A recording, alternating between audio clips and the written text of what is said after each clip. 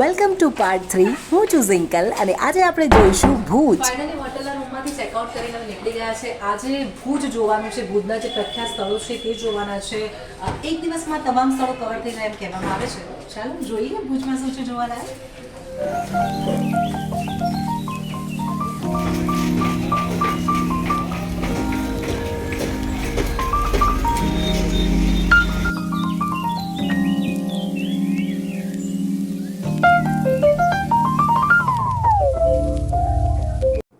તો ભુજમાં સૌથી પહેલાં અમે પહોંચી ગયા છે પ્રાગ મહેલ.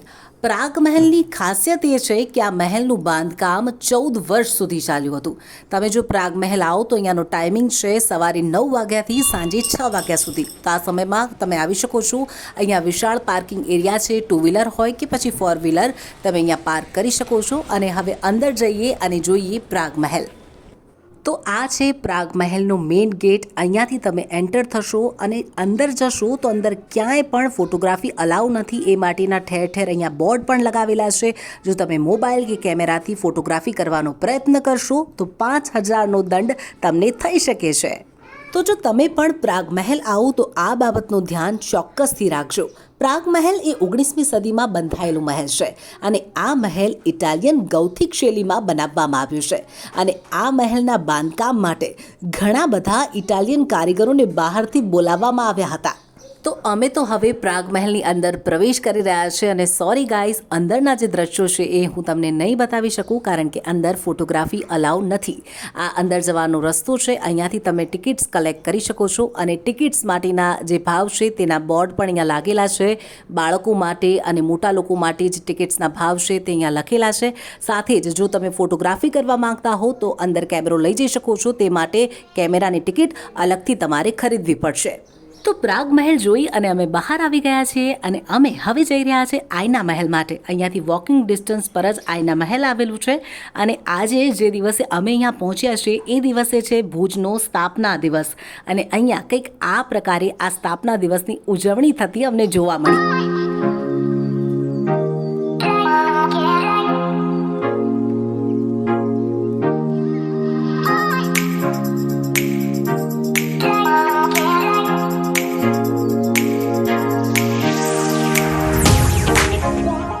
બહાર ઘણી બધી શોપ્સ તમે જોઈ શકો છો કે જ્યાં કચ્છી વર્કવાળા ટ્રેડિશનલ કપડાં તમને ભાડેથી મળશે. નાના છોકરાઓ માટે, નાની નાની છોકરીઓ માટે સુંદર મજાના કચ્છી વર્કવાળા કપડાં તમે અહીંયાથી ભાડે લઈ શકો છો અને અહીંયા તમે ફોટોગ્રાફીની મજા માણી શકો છો. બાળકોના કપડામાં સાથે જ એક લાકડી આપવામાં આવે છે. તો ગર્લ્સ માટે અમરેલા આપવામાં આવે છે અને કચ્છી વર્કવાળી સુંદર આ અમરેલા હોય છે જેની સાથે તમે ફોટોગ્રાફી કરાવશો તો ખૂબ સરસ મજાના ફોટા આવશે. તો અમે હવે આયના મહેલ આવી ગયા છે. પ્રાગ મહેલથી ખૂબ જ નજીક આવેલું છે આ આયના મહેલ. 18મી સદીમાં બંધાયેલું છે આ મહેલ અને ગુજરાત સરકાર દ્વારા આયના મહેલને હેરિટેજ સાઇટ તરીકે જાહેર કરી દેવામાં આવ્યું છે.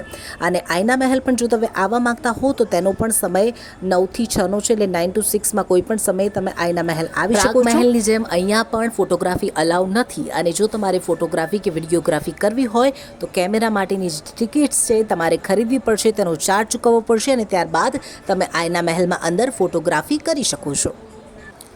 તો ભુજના બંને જે પ્રખ્યાત મહેલો છે તે જોઈ લીધા બાદ હવે ભુજની ગલીઓમાંથી અમે પસાર થઈ રહ્યા છીએ અને હવે અમારી મંજિલ છે સ્વામિનારાયણ મંદિર. જી હા, ભુજમાં એક પ્રખ્યાત સ્વામિનારાયણ મંદિર આવેલું છે અને અમે હવે પહોંચી ગયા છીએ આ મંદિરે.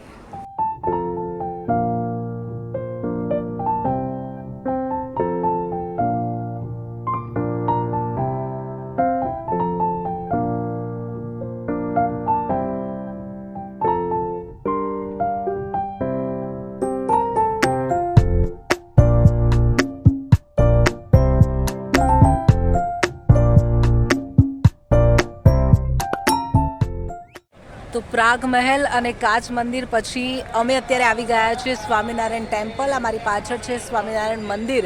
અહીંયા ભુજમાં 2 સ્વામિનારાયણ મંદિર આવેલા છે. આ નવું સ્વામિનારાયણ મંદિર છે, ખૂબ જ મોટું અને આરસપારનું બનેલું આ મંદિર છે. આ મંદિરમાં રહેવા અને જમવાની પણ સુવિધા છે. તેના કારણે આ મંદિર ખાસ છે. ચાલો જોઈએ સ્વામિનારાયણ મંદિર, અંદર જઈએ.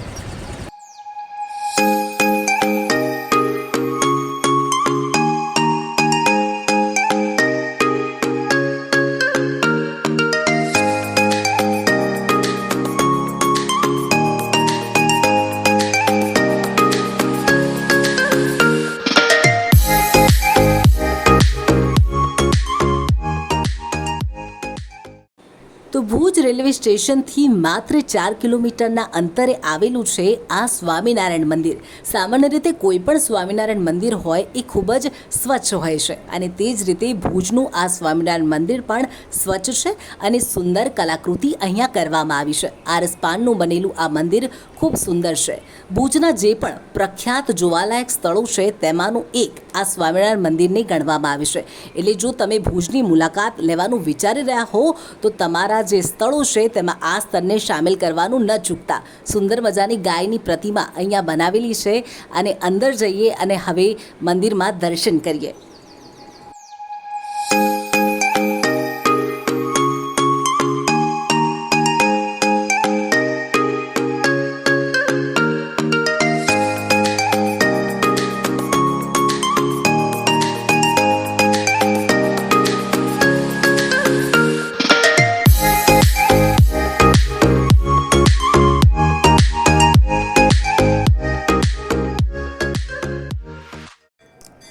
તો બધા જ સ્વામિનારાયણ મંદિરની જેમ અહીંયા પણ દર્શન કરવા માટે સ્ત્રી પુરુષ માટે અલગ જગ્યા છે. આ આગળની જે જગ્યા છે ત્યાંથી પુરુષ દર્શન કરી શકે છે અને અહીંયાથી મહિલાઓએ દર્શન કરવાના હોય છે.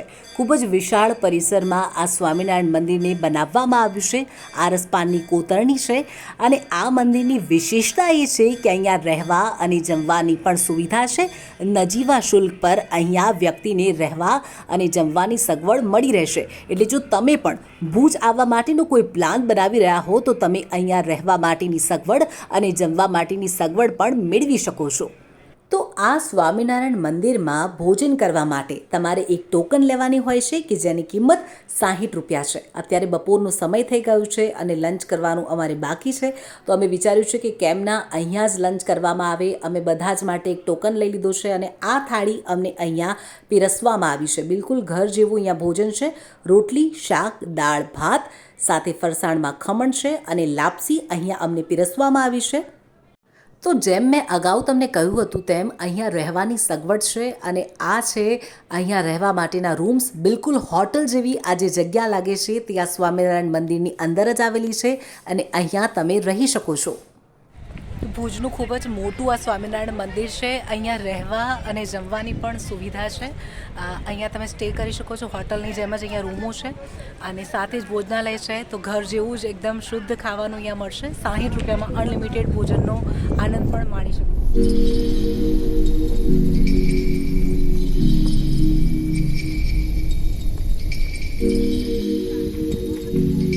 પહોંચી ગયા છીએ આદિયોગી સ્ટેચ્યુ, જે તમિલનાડુમાં મોટું સ્વરૂપ બનાવેલું છે તેનું નાનું સ્વરૂપ અહીંયા બનાવેલું છે. ઉપર જઈએ અને જોઈએ કે કેવા પ્રકારનું બનાવેલું છે. ખૂબ અત્યારે હવા સરસ ચાલી રહી છે. વાતાવરણ અહીંયાનું ખૂબ સરસ છે અને જઈએ પહેલાં દર્શન કરી લઈએ. ચાલો. તો આ છે ભુજનું શ્રી આદિનાથ મહાદેવ મંદિર. અહીંયા ભગવાન શિવની શિવલિંગ છે અને નંદીની પ્રતિમા છે.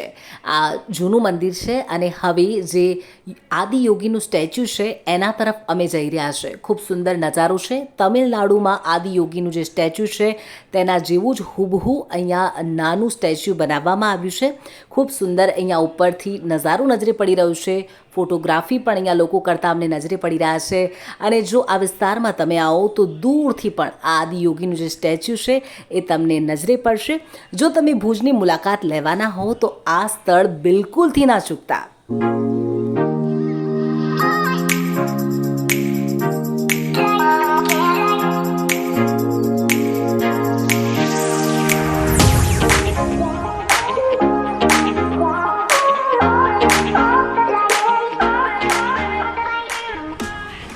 હવે અમે આવી ગયા છે છતરડી, જે હિસ્ટોરિકલ પ્લેસ છે. ચાલો અંદર જઈએ અને જોઈએ. સાથે જ અહીંયા ઘણી બધી ફિલ્મનું શૂટિંગ થયું છે એમ કહેવામાં આવે છે. કઈ કઈ ફિલ્મો થઈ છે અંદર જઈએ અને જાણવાનો પ્રયત્ન કરીએ. જો તમે પણ અમારી જેમ ફોટોગ્રાફી કરવાના શોખીન હો તો તમારે આ જગ્યાની મુલાકાત ચોક્કસથી કરવી જોઈએ. કારણ કે છતરડી એ હિસ્ટોરિકલ પ્લેસની સાથે સાથે ફોટોગ્રાફી અને વિડીયોગ્રાફી માટે બેસ્ટ જગ્યા છે અને એટલે જ તો ઘણી બધી ફિલ્મનું શૂટિંગ્સ પણ અહીંયા થયું છે. કઈ ફિલ્મનું શૂટિંગ અહીંયા થયું છે જો તમને ખબર છે તો તમે અમને કમેન્ટમાં જણાવો.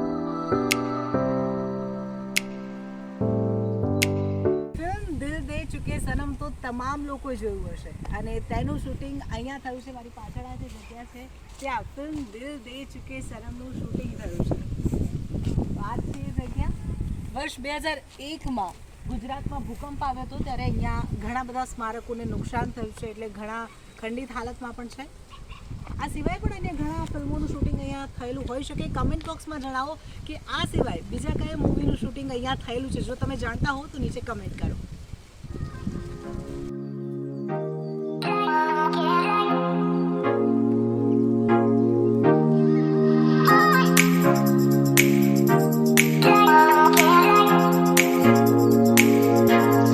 કચ્છમાં આમ તો દાબેલી ફેમસ છે. દાબેલી ટેસ્ટ કરી અમે અત્યારે પાણીપુરી લીધી છે. 20 રૂપિયામાં આટલા નંગ પાણીપુરી અહીંયા આપે છે. હવે ટેસ્ટ કરી અને પછી તમને કહીએ કે પાણીપુરી કેવી છે.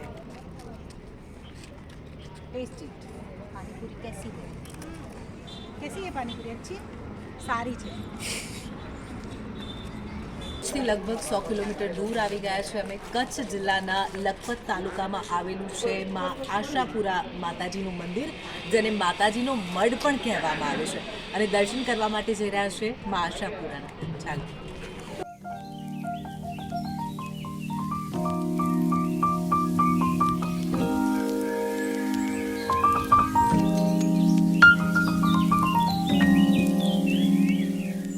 આશાપુરા માતાનું આ મંદિર ઘણું જ પ્રાચીન છે. લગભગ 14મી સદીમાં આ મંદિરનું નિર્માણ થયું હતું. જાડેજા અને રાજપૂતોના કુળદેવી ગણાતા આશાપુરા માતાને આ મંદિર સમર્પિત છે. માં આશાપુરાના ભક્તોમાં અપાર શ્રદ્ધા છે અને એટલે જ આ મંદિરમાં મોટી કતારમાં ભક્તોની ભીડ જોવા મળે છે. ભક્તો માના દર્શન કરી અને ધન્યતાનો અનુભવ કરે છે. આ મંદિરની અંદર આશાપુરા માતાની 6 ફૂટ ઊંચી લાલ રંગની પથ્થરની મૂર્તિ બિરાજિત છે. તહેવારો દરમિયાન અહીંયા ભક્તોની મોટા પ્રમાણમાં ભીડ જોવા મળે છે. તો અમારો આજનો આ દિવસ અહીંયા જ પૂરો થાય છે. અમે નારાયણ સરોવર પહોંચી ગયા છીએ અને ત્યાં અમે હોલ્ડ કર્યું છે. સાથે જ અહીંયા નારાયણ સરોવરમાં દિવસ અને રાત્રે એમ 2 ટાઈમ મફતમાં ભોજનની સુવિધા છે. અને આ વિશે વધુ તમને જણાવીશ પાર્ટ 4માં. અમારી સાથે જોડાયેલા રહો અને આગળની જર્ની જોવા માટે મારી ચેનલને લાઈક કરો, શેર કરો અને સબસ્ક્રાઈબ કરો.